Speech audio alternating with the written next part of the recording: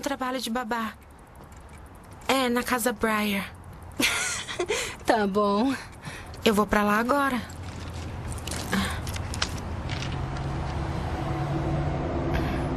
Ninguém no seu juízo perfeito moraria lá.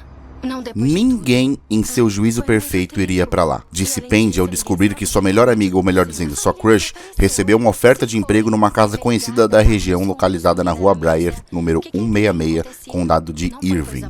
Mesmo já tendo um emprego formal numa creche do condado, Angela eventualmente aceitaria a proposta por tratar-se de uma família recém-chegada e que naturalmente precisaria de auxílios pontuais de que a garota poderia oferecer a meio período, mas que em questões salariais poderia lhe custar um preço bem alto. Olá pessoas, aqui quem fala é o Juquiba e o assunto vai ser sempre terror e pessoas. Estamos agora no TikTok, cujo username é iPanic mesmo, igual na tela e na descrição. Antes de quaisquer outras coisas, preciso sugerir a vocês que sigam a página do iPanic no Instagram, porque é só lá e apenas lá que vocês vão saber quais os próximos filmes que esse canal vai revisar. Também devo encarecidamente solicitar que vocês ativem as notificações no celular para que vocês não percam os vídeos que lançar por falta de aviso. Senhoras e senhores, também estou no Twitter, onde o username é Sinap, que é iPanic ao contrário, e claro, com um 4 no lugar do A. Pessoas, dia 5 de setembro foi meu aniversário, e em virtude disso, eu gostaria de pedir para vocês, juntando ao fato de estarmos sem renda alguma, qualquer contribuição via Pix para que a gente consiga comemorar essa ocasião tão especial para mim. A nossa chave tá aí na tela e na descrição se você preferir copiar e colar. E é sério, pessoas, qualquer valor ajuda muito, e a gente tá aumentando a frequência justamente por termos sido demitidos do nosso emprego formal. Quem puder, a gente agradece muito, e mesmo quem gostaria de ajudar, mas não pode no momento, eu agradeço de qualquer forma, mas não deixem de comentar e curtir esse vídeo bastante para que ele seja entregue para o máximo de pessoas possível. Então, sem mais enrolações, vocês já sabem que mais detalhes vêm no final do vídeo, já sabem que esse vídeo tem spoiler, que é a revelação final do enredo. Então, preparados ou não, partiu! A oferta empregatícia feita a Angela veio em boa hora, uma vez que seu pai, com quem ela morava, estava há um tempo desempregado e essa renda extra certamente cairia como uma luva. Como dissemos, a oferta era para ajudar a patroa anfitriã nos cuidados com seu filho Adrian, pela condição silenciosa em que se submeteu desde a morte de seu pai 2 anos atrás. Talvez pelo trauma, perdeu o dom da fala e desde então dificilmente se comunica e é depressivo, e tanto em virtude disso, sua mãe procurou novos ares longe da cidade grande, numa região mais isolada, justamente na casa da rua Briar. Por que justamente na casa da rua Briar, você me pergunta? Ai, Juquiba, eu não te perguntei nada.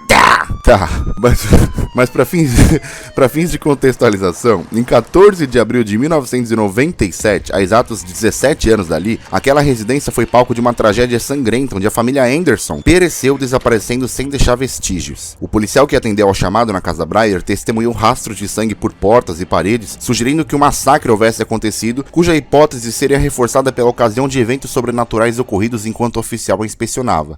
Apesar de tudo, e de fato, a família não foi encontrada, mas a empregada da casa e ocasionalmente babá das crianças dali foi achada com vida encharcada de um sangue que não era dela. Um padre que visitou a família na casa foi encontrado morto, vítima de um enforcamento que ele provavelmente não causou, além de cruzes marcadas a corte em sua pele. Então percebamos, por favor, que os eventos registrados nesta noite de 14 de abril certamente desafiavam a normalidade e tamanha magnitude da possível chacina ali cometida faria repercutir até mediaticamente uma mística na casa envolvendo sua áurea, e isso, é claro, afugentou possíveis novos moradores por 17 anos até agora. Desde então desocupada, sua própria existência se tornava um tabu no condado, e agora fatal e eventualmente Ginny, a nova moradora, talvez até de forma desavisada, buscava novos ares naquele lugar, coisa que ninguém ousou fazer por quase 2 décadas. Eu sei, vamos lá, respira, é informação demais para processar, mas em supondo que Ginny não soubesse da história do lugar, mesmo assim se instalou na residência e para fazê-lo, precisaria do auxílio que reportou na cidade por cuidados a seu filho. Angela, que já trabalhava na creche local, julgou plausível o novo trampo em meio período, foi até lá e... Bom, não obstante saber tudo isso e mesmo assim enfrentar esse desafio, em suas horas iniciais do emprego novo, ela também temia precisar lidar com o ajudante-geral, o Sr. Willon Walker, que, bastante religioso, tinha certa austeridade na aquisição da casa por parte de sua empregadora. Apesar disso, ajudava a Ginny em tarefas mais braçais, mas foi pego atordoando o pequeno Adrian, o que gerou um desconforto entre os dois e que não foi levado a sério no primeiro momento. Então aquela menina, a Pendy, que aconselhou Angela a não ir pra lá, era a melhor amiga e paixonite secreta de Angela, e quando soube da proposta de emprego que a Crush recebeu, indagou que não fosse possível ter alguém morando naquela casa, sobretudo pelas lendas e boatos que circulavam sobre ela. Como sabemos, tinha gente na casa, mas essa foi uma história que o namorado de Pendy, Luther, resolveu pagar pra ver. Ele queria ver pra crer, pois, comerciante de entorpecentes que era, guardava o estoque de seus produtos na então vazia casa da Rua Briar por ser local seguro em que ninguém se atrevia a chegar perto. De fato, observando por entre as árvores nas adjacências, Luther e seus capangas Rodney e Logan viram com seus próprios olhos que seus negócios podiam estar em apuros, uma vez que a casa agora era ocupada e assim sendo envolveu sua namorada contra a vontade dela, porque em sendo amiga de alguém que agora trabalha lá, talvez fosse a ponte necessária para viabilizar a recuperação de seu negócio. Aquele primeiro dia que Angela foi até a casa não foi seu inaugural dia de trampo, muito pelo contrário. A ocasião era mais uma apresentação do que uma estreia no trabalho, tendo sido este delegado ao dia seguinte. De fato, o debut empregatício da garota seria marcado por circunstâncias nada amistosas, a começar com o perímetro demarcado pela polícia na propriedade em busca de Willon Walker, aquele funcionário de que a Ginny mantinha como ajudante em concertos pontuais. Desde a tarde de ontem, no caso, ele havia sumido sem deixar vestígio, e em virtude disso, os oficiais dedicaram-se na varredura à sua procura. De todo modo, Angela resolveu ficar por lá pelos cuidados a Adrian de que ela se comprometeu a fazer. O xerife Bauer relata à nova proprietária que sua coleta pela propriedade detectou alguns animais mortos de que o oficial acredita terem origem cerimonial de oferenda, provavelmente ofertados em sacrifício por ciganos da região, encorajados pela fama que a casa obteve desde os acontecimentos sobrenaturais acontecidos há 17 anos. Agora, falando francamente, se esse fosse o único problema, até que tava bom. A Portia era uma espécie de governanta, uma outra ajudante de Ginny na casa. E nessa tarde, senhoras e senhores, nessa tarde observou com seus próprios olhos eventos paranormais que não tinham como explicar. Estarrecida, resolveu ir embora, mas as marcas que seu testemunho apurou estavam longe de fazer o mesmo. Instantes mais tarde, a Pendy visitou a Angela na casa para desculpar-se de um mal-entendido entre elas ocorrido no dia anterior. É bom que se repita, elas duas mantinham um relacionamento escondido, tá? Até porque a loira já era comprometida com Luther. Então, essa conversa selaria a paz entre as duas. Mas na grande realidade dos fatos, a visita foi encomendada pelo Bad Boy a fim de que Pendy recuperasse o material escondido na casa, especificamente no subsolo, enquanto o namorado e seus capangas aguardavam lá fora.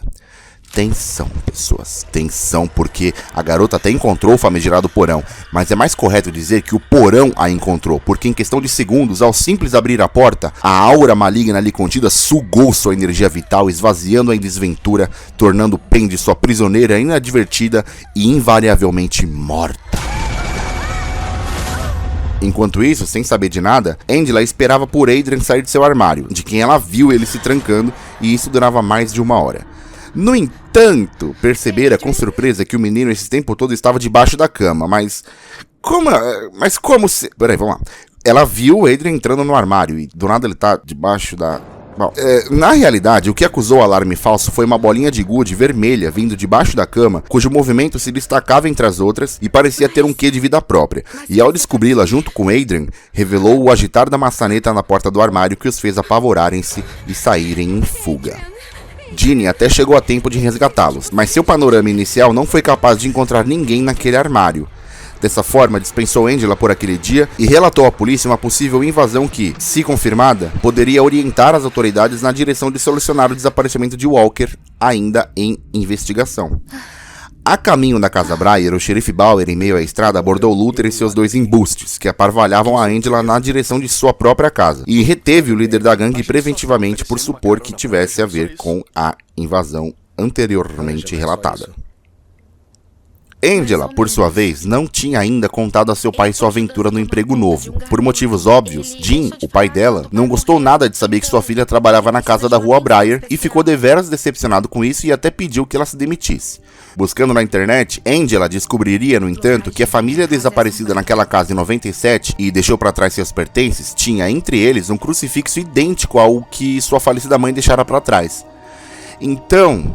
Tensão, pessoas, tensão, porque verificando se o crucifixo era realmente o mesmo, ainda mantido em seus pertences na garagem, Angela foi surpreendida por ruídos que revelaram a mesma bolinha vermelha impossível de estar lá, mas nada lhe apavoraria tanto como dar de cara com a imagem de sua mãe se matando, o que mais tarde descobriríamos ser apenas um pesadelo.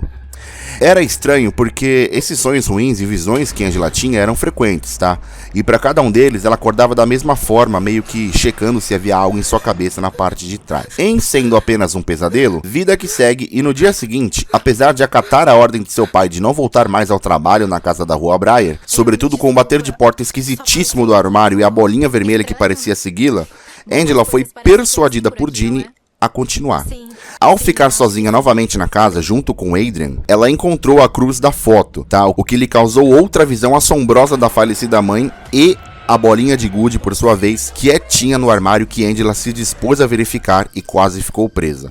A essa altura, ruídos e batidas de portas e sombras vultuosas que pareciam sobrenaturais no primeiro momento, tinham uma explicação racional. Desde que aquele dia nasceu, o Luther ele foi solto daquela prisão preventiva, e ainda sem notícias de Pendy, que ficou presa no porão, planejou ele próprio uma invasão com seus 2 cúmplices. Afirmava ele ter bastante dinheiro aplicado nos pacotes que escondeu naquela casa, e caso não os obtivesse de volta, investidores de seu negócio revoltar-se-iam contra ele, e então, isso foi feito. Fortemente armados, aos 3 entrarem na casa, fizeram aqueles barulhos, aquela bagunça toda, o que obrigou Angela e Adrian a esconderem-se no porão, exatamente onde eles precisavam entrar para recuperar a droga escondida. Isso aqui, pessoas, é muito tenso, tá? Por isso, tensão de novo, pessoas, tensão de novo, porque encurralados e prestes a serem pegos, a energia sobrenatural contida na casa parecia invocá-los para uma direção perigosa de que um dos capangas agora provou caindo deitado numa cama de pregos que as próprias forças ocultas ocuparam-se a fazer, seguido de levitá-lo e arremessá-lo a uma banheira com água fervendo. Não obstante, ao outro capanga, essa áurea das trevas ofereceu uma coberta nova feita por facas que sobrenaturalmente se lançaram contra ele, deixando Luther jogado à própria sorte. Mesmo bastante ferido desde que foi lançado contra as escadas do porão, mas ainda armado, ele agora oferece resistência à fuga de Angela por fazer Adrian de refém, mas de forma inexplicável, os projéteis da arma dele disparados na direção de Angela não chegavam até ela, como se estivesse blindada. Senhoras e senhores, o simples olhar de Adrian movia os móveis à sua volta de modo a dificultar o acesso de Luther a eles, até derrubá-lo em desgraça com um lustre sobre ele, e mesmo a Jean, o pai de Angela, que acabava de chegar naquela casa, não foi permitida aproximação por um motivo obscuro que nos será revelado a partir de agora.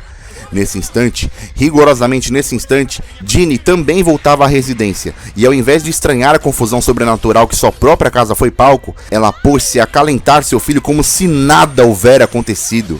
Em tom de soberba e segundo a anfitriã, a mãe de Angela trabalhou para os antigos inquilinos da casa. E daqui a gente infere que a mãe da garota, então, era a empregada encontrada com vida, coberta de sangue em 97, e em testemunhando eventos sobrenaturais, fugiu na fatídica noite de 14 de abril e um dia depois se suicidou pelo trauma da experiência que teve, deixando seus próprios crucifixos na casa por acreditar que esta estava possuída.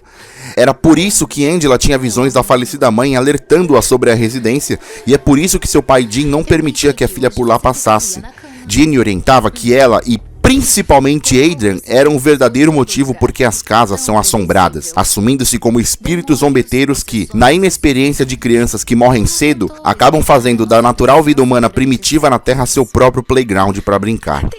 Gente, vocês estão entendendo o que está acontecendo aqui? Isso significa dizer que Adrian e Ginny eram espíritos que utilizaram-se da mística na casa, criada pela própria espécie deles há 2 décadas, para amadurecer o garoto na vida do outro mundo de que ele agora fazia parte.